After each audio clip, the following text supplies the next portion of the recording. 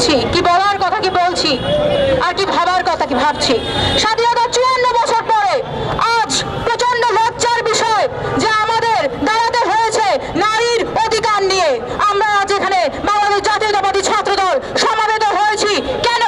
একটাই দাবিতে, যেন আমাদের মা বোনেরা সহযোদ্ধারা রাস্তায় ঘরে সেফ থাকে। তারা শালীনতা হীনতার শিকার হচ্ছে, তারা হেনস্থার শিকার হচ্ছে, অনলাইন অফলাইনে তারা ধর্ষণের শিকার হচ্ছে। রিয়া গল্ফ যেদিনকে প্রাণ দিয়েছিল, যেদিনকে নাফিসা শহীদ হয়েছিল, যেদিনকে ঢাকা বিশ্ববিদ্যালয় সহ বাংলাদেশের সকল বিশ্ববিদ্যালয়, জেলা, উপজেলা, বিভিন্ন স্তরের বিভিন্ন শ্রেণী পেশার গার্মেন্টস কর্মী পর্যন্ত নারীরা রাজপথে নেমে এসেছিল, সেদিন তারা ভেবেছিল এই বুঝি ফ্যাসিস্ট সরকারের সেই ধর্ষণের 100 ধর্ষণ করে কেক কাটা একটি সরকারের মতো পরিস্থিতির কাছ থেকে নারীদের মুক্তি হবে, কিন্তু মুক্তি হয়নি। সেই মুক্তি আজও হয়নি। আজ আমরা দেখি যে একজন শালীনতা হানিকারী তাকে ফুলের মালা দেওয়া হয়। আজ আমরা দেখি তাকে নিয়ে প্রশংসা করা হয়। আজ আমরা দেখি, আপনি বলতে পারেন একজন শিশুর পোশাকে কি দোষ? আপনি বলতে পারেন বাংলাদেশে এশিয়া মহাদেশের মধ্যে কেন নারী কেন বাল্যবিবাহে আজ বাংলাদেশ র্যাঙ্ক করেছে প্রথম? হ্যাঁ, একটাই কারণ হচ্ছে এই সরকার নারীদেরকে সামনে রেখে নারী বান্ধব উপদেষ্টা মণ্ডলী, নারী বান্ধব কাউন্সিল, নারী কাউন্সিল গঠন করে সমুদায় টিকে আছে। কিন্তু আপনি রুট লেভেলের রুরাল নারীদের সেক্টরের দিকে তাকিয়ে দেখুন, they have no right, they have no security, they are threat.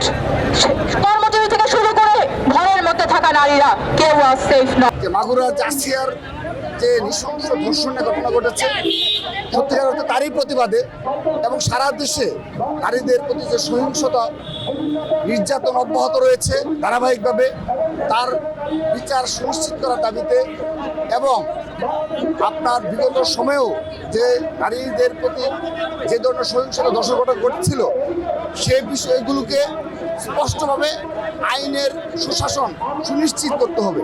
কারণ অপরাধীরা কিছুদিন যাওয়ার পর আইনের ফাঁক করে তারা বের হয়ে যায় এবং আমরা গভীর উদ্বেগের সাথে লক্ষ্য করছি আমাদের যে বোনরা ধর্ষিত হয় তারা সমাজে লজ্জার ভয়ে তারা বের হয় না এবং তারা পারিবারিক নির্যাতনের শিকার হয় এবং তারা এই সমাজ এমন এক ব্যবস্থা তৈরি করে রেখেছে যে কারণে তারা লোকসম্মুখে আসতে তারা ভয় পায়।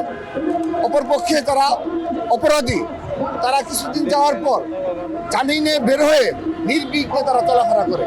এ ধরনের সমাজ ব্যবস্থাকে আমাদের নির্মূল করতে হবে, আমাদের সকলের মানুষের ধ্যান ধারণা পরিবর্তন করতে হবে এবং অবশ্যই আইনের কঠোর প্রয়োগ করতে হবে।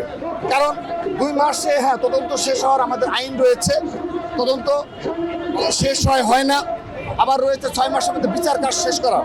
আমরা প্রায় 90% ঘটনা বিশ্লেষণ করে দেখেছি যে 6 মাসে বিচার কাজ সম্পূর্ণ তারা করে না এবং অপরপক্ষে দেখা যায় যে যারা ধর্ষিত হয় কিংবা যে সহিংসতার শিকার হয় তাদেরকে এই সমাজ ব্যবস্থা এমন এক ব্যবস্থা তৈরি করে রাখা হয়েছে তারা বাধ্য হয়ে সমঝোতা করতে বাধ্য হয়।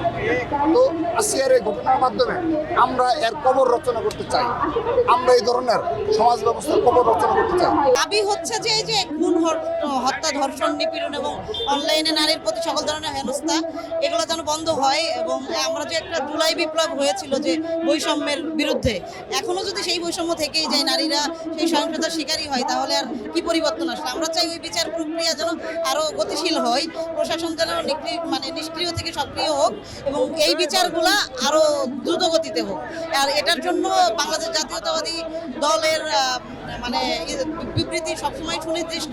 আমরা সব ধরনের নারীর নিপীড়নের বিরুদ্ধে। আমরা দেখেছি যে 1978 সালের দিকে দেখেছি যে সেই সময় আমাদের রাষ্ট্রনায়ক জিয়াউর রহমান তখন কিন্তু সে একদম নারীদের আসন নিয়ে কিন্তু সর্বপ্রথম সে এটা নিয়ে কথা বলে যে 20% থাকতে হবে। তো নারীদের পক্ষে বাংলাদেশ জাতীয়তাবাদী ছাত্রদল সবসময় ছিল, আমরাও আছি এবং সব ধরনের সহিংসতার বিরুদ্ধে আমরা সবসময় লড়াই করবো, প্রতিরোধ করবো এবং রুখে দিব।